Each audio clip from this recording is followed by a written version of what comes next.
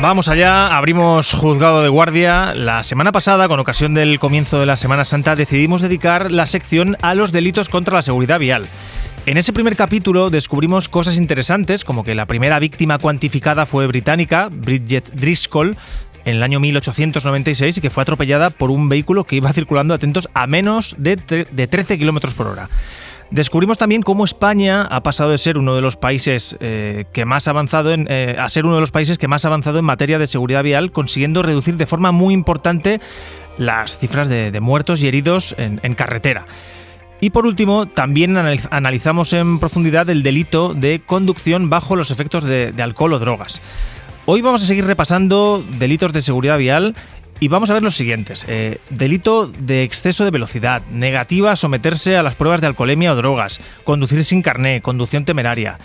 Y con ocasión del repaso de estos delitos vamos a analizar también varios asuntos que tienen que ver con ellos, como ese horrible suceso que tuvo lugar en la M50, el llamado conductor homicida de la M50 de Madrid, respecto del cual el Tribunal Supremo acaba de confirmar la condena al acusado por delito de homicidio, imponiendo una pena de 8 años de prisión. Hecho el repaso, saludo a nuestro fiscal, Félix Martín, ¿cómo estás? Hola, buenas noches, ¿cómo estás, Juan? Buenas noches, nada, encantado de tenerte aquí. Empezamos por el delito de exceso de velocidad, si te parece. Perfecto. ¿De qué depende, Félix, que este exceso de velocidad se considere pues una sanción administrativa de estas que a lo mejor te llega al buzón y por ello solo se procede a una multa, o bien sea algo más y ascienda a la categoría de delito? Pues yo creo, Juan, que has puesto el dedo en la llaga de la pregunta que se tiene que hacer. Y si te parece, antes de pasar a responderte la pregunta, permíteme que establezca un determinado contexto de unos datos para que los oyentes se pongan en situación. ¿De acuerdo? Vale. Y voy a hacer lo mismo que hago con Roberto, si te parece, que es jugar un poco haciéndote preguntas a efectos pues, de que podamos establecer juntos ese contexto. Mientras no me quiten el carné hoy, me vale. Venga, seguro que no, querido Juan. Primera pregunta que te hago. ¿Qué porcentaje dirías tú que crees de las sanciones que pone cada día la Dirección General de Tráfico están relacionadas con el exceso de velocidad? Yo te diría que casi todas. No sé si un 90%, a lo mejor un 80%, muchas. Pues ha sido muy bien encaminado. 2 de cada 3 sanciones que pone cada día la Dirección General de Tráfico están relacionadas con el exceso de velocidad. Y déjame que te haga otra pregunta. ¿En qué porcentaje de accidentes con víctimas mortales uno de los factores más relevantes del accidente, del siniestro, ha sido el exceso de velocidad? ¿Qué me dirías? No sé, un tercio por ahí. Pues 1 de cada 5, es decir, bueno, un 20%. Con esto, ¿qué es lo que quiero decir? ¿Por qué he querido tener este punto de partida? Si tenemos en cuenta que 2 de cada 3 sanciones que pone la Dirección General de Tráfico están relacionadas con el exceso de velocidad, si tenemos en cuenta que en gran parte o en una parte importante de los accidentes con víctimas mortales, la velocidad es una de las causas concomitantes de ese accidente, eso quiere decir que hay una razón social de preocupación, sí, que justifica que intervenga en determinados casos el Código Penal, porque se está poniendo en riesgo con la velocidad, un riesgo muy importante que lleva a que mucha gente pierda la vida. Y dicho esto, para contestar a tu pregunta es, ¿dónde está la frontera de la sanción administrativa a la sanción penal? Pues en el volumen del exceso de velocidad. ¿Qué es lo que dice el Código Penal? Que habrá delito de exceso de velocidad cuando se supera en 60 kilómetros hora la velocidad establecida en vías urbanas o en 80 kilómetros hora en vías interurbanas. Por tanto, como ves, es un criterio exclusivamente cuantitativo. O sea, por ejemplo, para poner un poco a la audiencia sobre el papel, entiendo que entonces en una autovía de límite 120, yendo a 200, 201, ya estás sobrepasando la barrera de la sanción al delito. Vale. Efectivamente. Conocemos la causa, vamos a la consecuencia. ¿Qué diferencia hay entre la sanción que te cae por multa y la del delito? Pues las consecuencias son muy distintas. La principal es la siguiente: si cometes un delito tienes antecedentes penales. Claro. Y esto es una cosa que no lo vas a tener si tienes una sanción administrativa. Pero yendo al contenido de la sanción, las sanciones administrativas por exceso de velocidad oscilan entre los 100 euros y los 600 y conlleva una pérdida de puntos del carnet de conducir, entre 2 y 6 puntos. El alcance dependerá de que administrativamente se considere grave o muy grave. ¿Cuál es el contenido de la sanción penal? Pues pueden ser prisión de 3 a 6 meses, multa de 6 a 12 meses o trabajos en beneficio de la comunidad de 31 a 90 días. Fíjate, Juan, que nos da por tanto el legislador 3 opciones. Sí. O prisión, o multa, o trabajos en beneficio de la comunidad que tendrá que valorar el fiscal en la petición y el juez en el momento de su imposición, a los efectos de, valorando las circunstancias del caso concreto, considerar cuál de las penas es más conveniente o más puede realizar la justicia del caso concreto. Y además de todo esto, en el delito, además va a tener una pena de privación del carnet de conducir de 1 año a 4 años. Para que aprendas, ¿no? Para la siguiente. Félix, ¿cuál es la barbaridad de velocidad más alta de la que tú tienes noticia? ¿O has visto en prensa? Pues efectivamente, para prepararme el programa contigo, Juan, estuve haciendo una búsqueda y he encontrado, puede ser que se me haya escapado alguno, 2 hechos que me parecen espeluznantes en el que una persona asuma que se pueda conducir en una carretera a esta velocidad.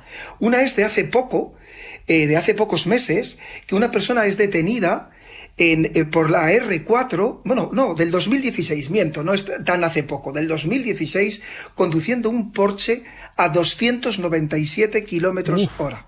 Imagínate la capacidad de reacción que puede tener una persona, por muy buen conductor que sea y por muy buen vehículo que lleve, conduciendo a 297 kilómetros hora. Y sobre esta persona sí sé que fue condenado, he podido comprobar que fue condenado por un delito de velocidad excesiva y se le impuso una multa de 3.600 euros penal y además una retirada del carnet de conducir por 1 año y 1 día. Y además... Perdona. Que digo que a 297 el radar casi tiene que dar error, porque, madre mía, yo no sé si estarán preparados para esa velocidad. Uf. Imagínate.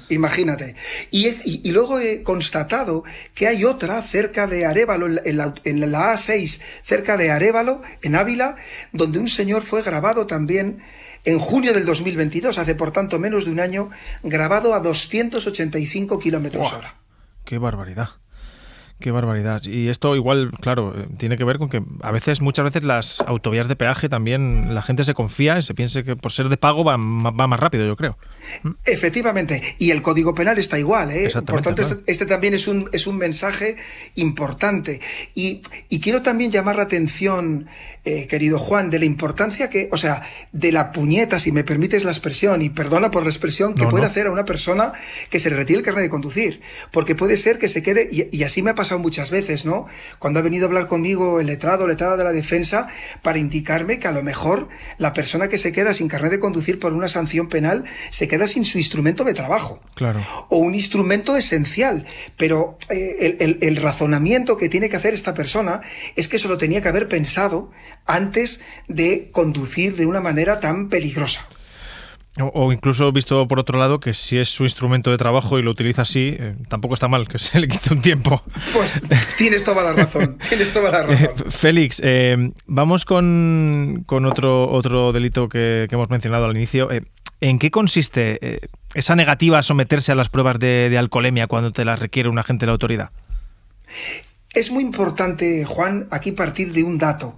El hecho de negarse a cumplir con los controles de un agente de autoridad para someterse a las pruebas pertinentes de alcohol o drogas no va a llevar aparejada una multa administrativa. Es un delito. Esta es la primera consecuencia que es muy importante que se tenga en cuenta. ¿Por qué?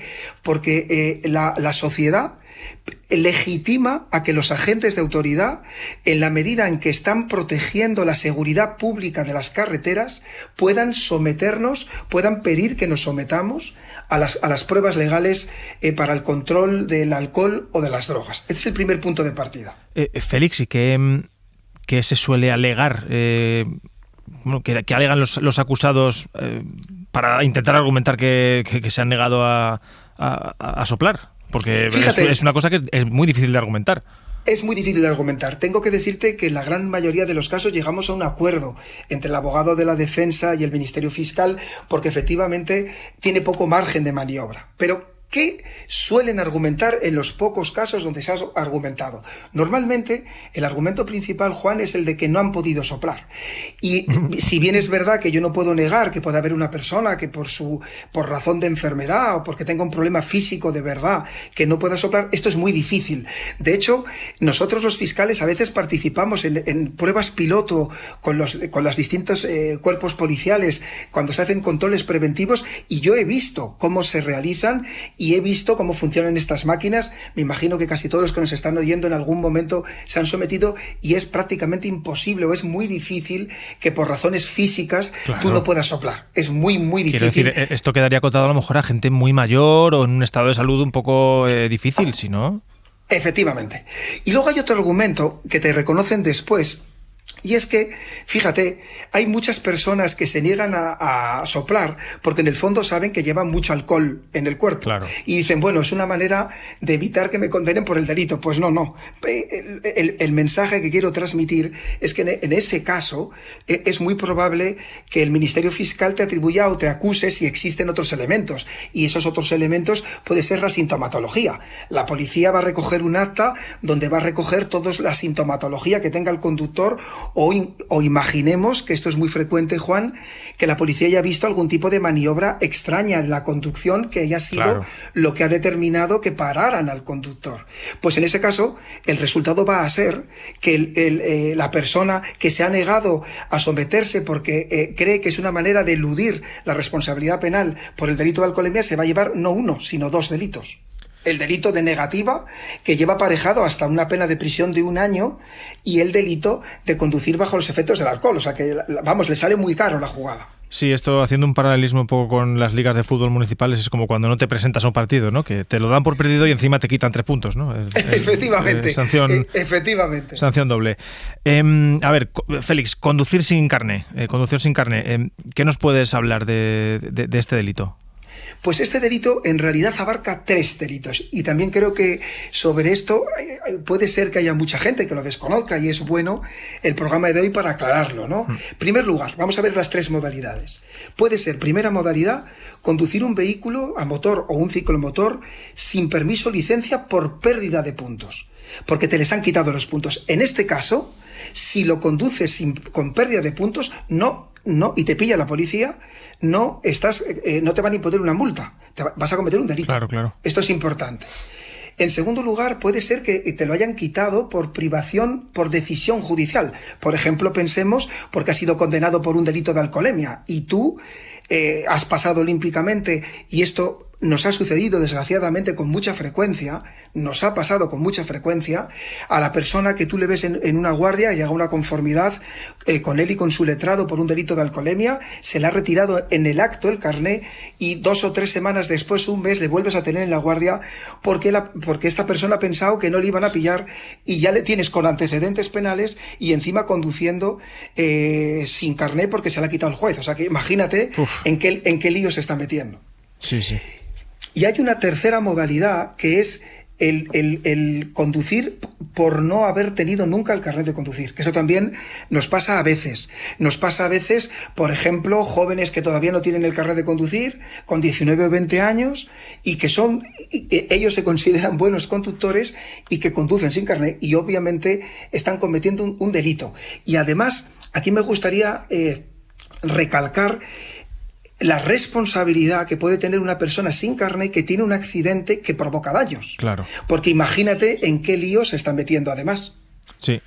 Y seguramente metiendo en el lío a terceros. Claro. Efectivamente. Estamos hablando de conducir sin carné, no sin el carné físico, ¿eh? Eso es otra cosa. Efectivamente, muy bien explicado. Eso es otra cosa. Efectivamente, sin tener el carné porque no te has superado las pruebas para tenerlo. Eso es. Félix, vamos a meternos ya en harina en lo que es conducción propiamente dicha. Vamos a hablar de conducción temeraria. Creo que tenemos 3 modalidades. Efectivamente. Vamos a ver y tal vez este es el supuesto más complicado y el que más tenemos que profundizar, ¿no?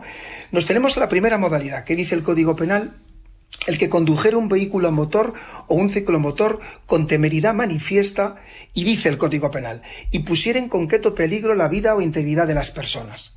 ¿Esto qué quiere decir? Te voy a poner 3 ejemplos. Conducir en zigzag, saltarse semáforos en rojo o conducir en director prohibida. Pero el que tú conduzcas en zigzag per se no es un delito de conducción temeraria, porque fíjate que el Código Penal exige poner en concreto peligro la vida o integridad de las personas. Por tanto, para que hubiera delito, tiene que traducirse que esa conducción en zigzag haya provocado consecuencias. Por ejemplo, haya obligado a otro vehículo a dar un frenazo para no colisionar, es decir, haya provocado consecuencias que demuestre que se ha puesto en peligro a alguien. Si no se demuestra esto, habrá no quiere decir que no pase nada. Obviamente, habrá una sanción administrativa si no se pone en concreto peligro. Pero si se pone en concreto peligro, no hay sanción administrativa, sino que habrá un delito de conducción temeraria. Es importante, Juan, recalcar las importantes penas que tiene el delito de conducción temeraria. Fíjate que ya se castiga con pena de prisión de hasta 2 años y privación del derecho a conducir de hasta 6 años, con lo cual estamos hablando de penas muy serias. Bien, esta es la primera modalidad. Si te parece, vamos a la segunda modalidad. Vale. La segunda modalidad es que el legislador dice que habrá sí o sí conducción temeraria cuando se da con una conducción bajo los efectos de alcohol y drogas, más el exceso de velocidad en más de 60 kilómetros hora, si es en vía urbana, o más de 80 kilómetros hora, si es en vía interurbana. Y además pones en peligro concreto la seguridad del tráfico. Por tanto, la suma de alcohol o drogas más exceso de velocidad más poner en peligro también es una modalidad de conducción temeraria. ¿Vale? Y nos queda una más. Y nos queda una más, que es la más fuerte. Hay una modalidad que va a conllevar una agravación de la responsabilidad penal. Fijaros que llevaría a Juan a una pena máxima de 5 años, una mínima de 2 años y una máxima de 5, más una pena de multa, más una privación del derecho a conducir de hasta 10 años.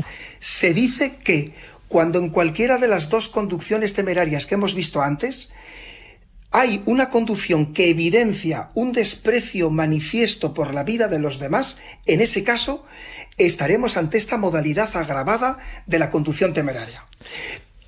Tú me preguntarás, sí, claro, mira, creo que me adelanto, ¿no? No, buscar un ejemplo de esto. Eso es. Te voy a decir cuándo se introdujo y por qué. Esta figura se introdujo en el ya lejano 1989, porque en esa época tú eres muy joven, entonces o eras un niño probablemente en esa época, ¿sabes? Hubo mucha alarma social por los kamikazes, los conductores kamikazes. Y este es el ejemplo perfecto. Incluso en la reforma del Código Penal donde se introduce, se dice que se introduce expresamente para dar una respuesta penal a los conductores que van en una dirección contraria y que por tanto están poniendo en gravísimo peligro la seguridad en el tráfico. Félix, y me salta la pregunta ahora de qué pasa con las carreras ilegales. ¿Esto cómo se encuadra dentro de estos delitos? Pues estaríamos ante un ejemplo perfecto, por eso tenemos que aprovechar para hacer un llamamiento ante la enorme irresponsabilidad y que es además un ejemplo claro de conducción temeraria las carreteras ilegales, si con ello además está poniendo en peligro la seguridad de otros usuarios, y es evidente que en las carreras ilegales se pone en peligro la seguridad de otras personas. Vale, y ahora, si te parece, vamos a hablar del caso que hemos mencionado al principio, que es ese caso del conductor de la M50. ¿Qué nos puedes contar de aquel caso que además se habló mucho en prensa? Pues es un caso, a mí me ha impresionado un montón cuando lo he leído, cuando lo he estudiado. Además he podido estudiar efectivamente la sentencia del Tribunal Supremo. Recientemente, a finales de febrero, el Tribunal Supremo confirmó una pena de prisión de 8 años por homicidio, y esto es muy importante. Fíjate, Juan, que ya no condena por conducción temeraria, sino por homicidio al llamado conductor homicida de la M50, que era un conductor kamikaze que en 2019 causó la muerte de un joven de 20 años al chocar sus vehículos cuando el primero circulaba ebrio en dirección contraria casi 2 kilómetros por la M50. ¿Me permites que ponga en contexto a los oyentes? Adelante, nos va a venir bien. Vale, el suceso tuvo lugar más o menos a las 6:30 de la mañana del 15 de septiembre del 2019. El condenado había estado consumiendo alcohol en Fuenlabrada y según declaró probado el jurado, porque este delito, al ser un delito donde se acusó por el fiscal por homicidio, fue un delito de jurado popular, el jurado declara probado varias cosas. En primer lugar, declara probado que había dado positivo en el control de alcoholemia el acusado. En segundo lugar, declara probado que el acusado se movía en zigzag, obligando a hacer maniobras evasivas muy peligrosas a otros vehículos. Fíjate, Juan, que esto lo hemos explicado, y aquí ya con esto ya habría una conducción temeraria, con esto solo. Y lo que pasó es que el acusado pasa la salida que usaba para su domicilio y al percatarse de que había pasado esa salida, lo que hace es, aproximadamente en el punto kilométrico 23,200 de la carretera, aminora la velocidad, pasa irregularmente desde el carril izquierdo hasta el arcén derecho, para durante unos segundos y pone la señal indicativa del warning. A continuación, el acusado lo que hace es da marcha atrás, hace un giro de 180 grados y comienza a circular en sentido contrario durante 2 kilómetros. Y me detengo aquí porque aquí está la prueba del dolo, de lo que nosotros llamamos el dolo del homicidio. Fíjate que aquí se ve claramente, y esto lo declaró una testigo, que ve la maniobra del acusado, cómo se para, cómo da las señales y cómo gira para ir en maniobra contraria a 180, que esto no fue un error, que el conductor voluntariamente quiso hacer esta conducta y por eso sobrepasó la conducción temeraria y se convirtió en homicidio. ¿Por qué? Porque a lo largo de este recorrido terrible, en sentido contrario de la marcha, se cruzó con 2 coches y un camión que estuvieron a punto de colisionar, teniendo que hacer maniobras muy peligrosas para no colisionar con este vehículo, y fatalmente llegó al punto kilométrico 25-100, donde conduciendo a una velocidad por encima del límite, creo que iba a 140 y pico kilómetros hora, chocó frontalmente contra un vehículo conducido por un chico joven que conducía perfectamente y que tuvo, desgraciadamente, pues que murió en el acto. Pone los pelos de punta, la verdad. Efectivamente. Félix, y para probar todo esto, imagino que os hacéis valer de las cámaras, de testigos, muchas huellas o trazas que se dejan en la carretera. Imagino que habrá que atarlo muy bien.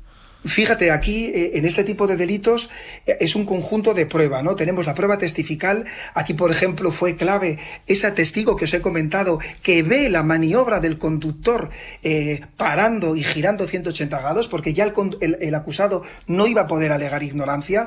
Y luego la policía, que de verdad que siempre que tengo la oportunidad lo digo, no os podéis imaginar el trabajo que hacen, sobre todo en los delitos más graves, pues hacen una reconstrucción, miden las velocidades y hacen un trabajo de cirujano, con precisión de cirujano, porque efectivamente, bueno, pues un delito de homicidio exige que todas las pruebas tengan el máximo rigor y más cuando además hay una víctima, con lo cual es un conjunto de prueba diferente que en este caso condujo, o sea que llevó a la conclusión de que aquí no estábamos solo ante un delito de conducción temeraria que era ya lo suficientemente grave, sino que fue a más, por cuanto en esa conducción en contradirección, queriendo, implicaba un desprecio por la vida de los demás y un asumir que podías matar a otra persona, como realmente sucedió en este caso. Sí, cierta voluntariedad, ¿no? Entiendo. Efectivamente. Félix, ¿acabamos con algunos otros delitos contra la seguridad vial?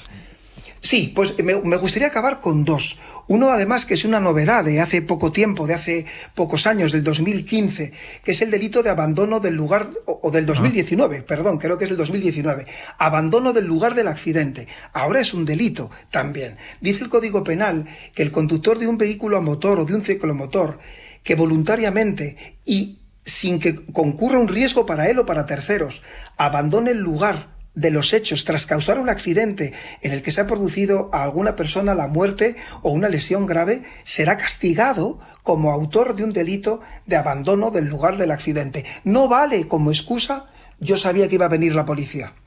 Si tú has participado en un accidente, tienes el deber, y la sociedad te lo impone, de quedarte, y si no lo haces, vas a tener que asumir una responsabilidad penal. Y luego hay otro, ¿no?, que es la utilización de obstáculos y sustancias que pongan en peligro la circulación. Efectivamente, hemos visto en alguna ocasión que ha salido en los medios de comunicación estas conductas de gamberros, si me permites la expresión, sí, que a lo mejor han deslizado sustancias deslizantes en la vía o sustancias inflamables o han cambiado, sustraído o anulado señales de tráfico. Pues en estos casos también es un delito, porque obviamente se está poniendo en peligro la vida de muchas personas. Por tanto, lo que tenemos que tener claro es que hay en determinados ámbitos sociales donde no cabe ni una sola broma, Juan, ni una sola. Claro que no. Porque las consecuencias pueden ser terribles para terceras personas. Félix, me parece muy interesante lo que estamos haciendo con la seguridad vial, porque al final en la carretera creo que es uno de los sitios donde todos somos más iguales, ¿no? Ahí jugamos todos con las mismas reglas. Efectivamente. Y además, Juan, no sé si estarás conmigo, todos podemos ser víctima o todos podemos ser autores. Es de los pocos ámbitos en la vida donde todos tenemos que ser exigentes y al mismo tiempo tener en cuenta que podemos estar en los dos lados. Y esto es muy importante que lo tengamos en cuenta. Sí, claro, porque al final un comportamiento correcto y adecuado te aleja de los dos protagonismos, tanto de la autoría como de la víctima, que es al final lo deseable. Efectivamente. Félix Martín, juzgado de guardia, muchísimas gracias por estar en Si Amanece Nos Vamos y nada, que termines bien la Semana Santa. Muchísimas gracias también para ti y también para todos los oyentes. Un abrazo muy fuerte. Eso es, adiós Félix. Adiós.